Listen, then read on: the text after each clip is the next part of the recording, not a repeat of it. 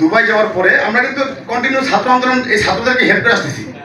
ছাত্রদের মনে হয় যত রকম সমস্যা, তোরা বেকার ছিল, বৈষম্য ছিল, তাদের বৈষম্যের মধ্যে ছিল, আমরা হেল্প করে আসছি।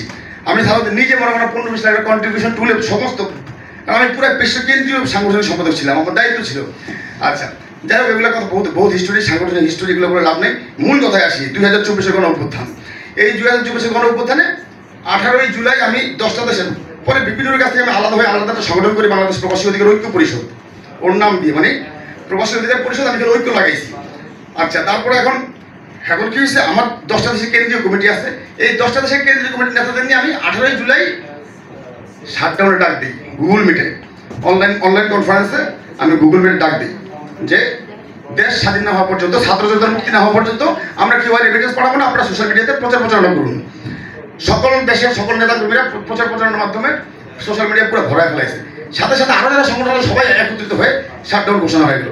19 জুলাই ফেস দ্য পিপল, সাগর ভাইয়ের যে টক শোতে আমরা করি, এই ফেস দ্য পিপলে মনে করেন আপনার, আমি মনে করেন আপনার এই শাটডাউনের কথা আবার তুলি। তো আমাকে সাগর বলতেছে, আপনি আপনার টাকা না পাঠান তাহলে এটা খাবে কি? এটা কিন্তু বর্তমান সময়ের জন্য বহুত বড় ডিসিশন যে শাটডাউন দিয়েছেন, শাটডাউন। আমি বলতে আমরা না খায় থাকবো, আমাদের পরিবারদেরকে বলবো রোজা রাখার জন্য বলবো, ঠিক আছে? যতক্ষণ না ছাত্রদের মুক্তি না হবে, দেশের জনতার মানুষের মুক্তি না হবে, ততক্ষণ আমাদের পরিবার না খায় থাকবে, রোজা থাকবে, সমস্যা নেই, তাও আমরা রেমিটেন্স ব্যাংকিং চ্যানেলে পাঠাবো না। 19 জুলাই আমি ইউকে কাজবা টিভিতে সেম কথাগুলো বলছি। 21 জুলাই আমি 3টা লাইভ করেছি আমার ফেসবুকে, কিন্তু আমি কিন্তু ফিজিক্যালি মাঠের মধ্যে মিছিল করি নাই। হয়তো আমার সংগঠনের ভাইরা করেছে, সেটা আমি কিন্তু ওদেরকে মানা করেছি, কারণ আমি সরকারি চাকরি করি দুবাইতে, আমি সরকারের রুলস রেজুলেশন সম্পর্কে ওয়াকিফাল। তো সেই জায়গা থেকে আমি কিন্তু ফিজিক্যালি আমি ডিউটিতে অবস্থা ছিলাম যেদিন মিছিল হয়। আচ্ছা, আমি কিন্তু সোশ্যাল মিডিয়াতে আমার যৌক্তিক ভয়েস রাইজ করেছি, ওকে? তো 22 জুলাই আমাকে ডিউটিতে অবস্থা গ্রেপ্তার করা হয়। গ্রেপ্তার করেই আমাকে কি করেছে, চোখ বেঁধে গাড়ির মধ্যেই জাস্ট কার্ড দেখাইছে, গাড়ির মধ্যে উঠায় আমাকে নিয়ে গেলো। কোথায় নিয়ে গেলো? 45 মিনিটস পরে আমাকে দেখলাম যে আমি মানে বিভিন্ন গ্রাউন্ড ঘুরে মাটির নিচে ঢুকতেছে। মাটির নিচে জেলের মধ্যে রাখলো 12 দিন একটা ঘরের মধ্যে। এতটুকু ছিদ্র আছে, এছাড়া কোনো ছিদ্র নাই। আপনি যে ফাঁসি নিয়ে মরে যাবেন সেটা কোনো কায়দা নাই, মরতে পারবেন না আপনি, কিন্তু আপনার মরার চেয়ে বেশি যন্ত্রণা ভোগ করতে হবে। একে আপনাকে কোনো মশার আওয়াজ, মাছির আওয়াজ পাওয়া যায় না, কোনো আওয়াজ নাই। অন্ধকারাচ্ছন্ন রুমের মধ্যে ফেলে রেখেছে 12 দিন। আমার 2 বাচ্চা সন্তান দুবাইতে, ওই মুহূর্তে আমার ওয়াইফ, তারা মনে করেন না কে নিয়ে গেছে, আমি নাই, মানে আমার হদিসই নাই, কেউ জানে না কোথায় আমি। 12 দিন আমার ওয়াইফ এবং বাচ্চারা পাগলের মতো কান্নাকাটি করেছে আমার দুবাইতে। 12 দিন পরে তারা আমাকে এক কাপড়ে প্লেনে উঠিয়ে দিয়েছে, আমার পরিবার পরিজনকে প্লেনে উঠিয়ে দিয়েছে। আমি মনে করি প্রবাসের মধ্যে যত ভাইয়েরা আত্মত্যাগ করেছে, যে আমার ভাই আছে একজন, আর অনেক ভাইয়েরা এখানে আছেন যারা প্রবাসী মানে এই নিজের জীবন ধ্বংস করেছেন এই 2024 গণ অভ্যুত্থানে, আমি সবচেয়ে বেশি ক্ষতিগ্রস্ত।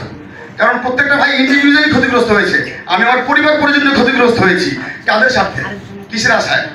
যে আমি যতই ক্ষতিগ্রস্ত হয়ে গেল, আমি নতুন একটা সূর্য, নতুন একটা আলো, নতুন একটা দিগন্ত ফিরে পাবো, যেখানে আমি সুবিচার পাবো।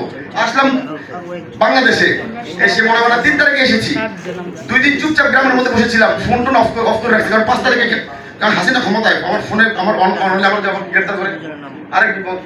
আমি 5 তারিখে যখন হাসিনা পতন হয়েছে, তখন আমি মোবাইল অফ করেছি। ম্যাজিস্ট্রেট সারোয়ার আলম সাহেব মনে করেন আমাকে ফোন করে বলছে, আপনি তো 4টা মামলা ছিল ইমিগ্রেশনে, সেটা তো ক্লোজ করেছি, মানে হাইড করে রাখছি, কারণ আমাকে বাংলাদেশে গ্রেপ্তার করতো। আর আমাকে গ্রেপ্তার করা হয়েছে পররাষ্ট্রমন্ত্রী আব্দুল মুমিন এবং মনে করেন আপনার মানে আমাদের প্রবাসী মন্ত্রণালয়ের, এবং মনে করেন আপনার আমাদের দুবাই অ্যাম্বাসিডর যিনি আছে বিএম জামাল, তাদের যৌথ মনে করেন আপনার মানে পরিকল্পনা অনুযায়ী আমাকে রাষ্ট্রীয় ষড়যন্ত্রের মাধ্যমে গ্রেপ্তার করা হয়েছে।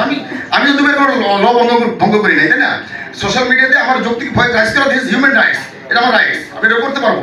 নাহলে দুবাই ফেসবুক বন্ধ করে দেয়। দুবাই ফেসবুক চালাচ্ছে কেন? যদি আমি ফেসবুকের কথাই না বলতে পারি, আমার যৌক্তিক ভয় রাইজ না করতে পারি, আমি তো কোনো রাস্তার মধ্যে মিছিল করি নাই, তাহলে আমাকে কেন মনে করেন আমার পরিবার পরিজন সহ পুরো সবাইকে একটা করে পাঠিয়ে দেওয়া হলো? আসলাম আপার কাছে, আইসাই আমার কাছে আমি আসছি 5 তারিখে শেখ হাসিনা পতন হয়েছে। 11 তারিখে আমরা প্রেস ক্লাবে প্রেস করেছি। 11 তারিখে আমরা আমাদের সংগঠনের ব্যানারে এই 57 জনের মুক্তির জন্য আন্দোলন করেছি।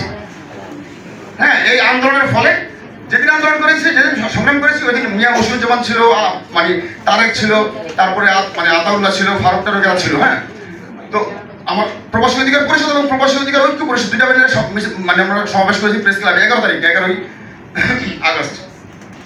তখন মনে হয় না এই মিটিংয়ের 4-5 ঘন্টা পরে ডক্টর ইউনূস সাহেব বিবৃতি দিয়েছে যে আমি আমিরের সরকারের সাথে কথা বলবো সাধারণ মুক্তি ব্যাপারে। শেষ করি। এখন আমার আক্ষেপ কোথায়? আমি গেলাম মনে করেন আপনার প্রবাসী কল্যাণ মন্ত্রণালয় আমার দরখাস্ত দিয়েছি, বিভিন্ন ছাত্র আন্দোলন যারা করেছে এমন কোনো ছাত্র নাই স্পষ্ট আমাকে ছিলেন না সালাউদ্দিনকে। আমার কাছে আগে মেসেজ করতো তারা, এখন আমি মেসেজ করলে উত্তর পাই না। আগে মেসেজ করতো, বুঝলেন নাই? আর এখন আচ্ছা এগুলো বলে এখন লাভ নেই। আমার পরিবার প্রয়োজনে আমি থাকতে পারছি, যেখানে আমার 3 লাখ টাকা বেতন মাসে, সেখানে এখানে এক টাকাও আমার কোনো ইনকাম নাই, বেকার আমি। এই দেশের স্বার্থে তো করেছি, রাষ্ট্রীয় ষড়যন্ত্রের শিকার হইতে করেছে। রাষ্ট্র আমাকে বড় প্রশ্ন করবে, ষড়যন্ত্র করেছে কি রাষ্ট্র? আমার বড় প্রশ্ন করবে কে ভাই? আজিব ব্যাপার সমাপ্ত। আমি পারলাম তো, আমি তো কিছু পাই না। 3 মাস পার হয়ে গেছে, আমি কাজে করবো এখন। এগুলো আমাদের পোড়া কপাল।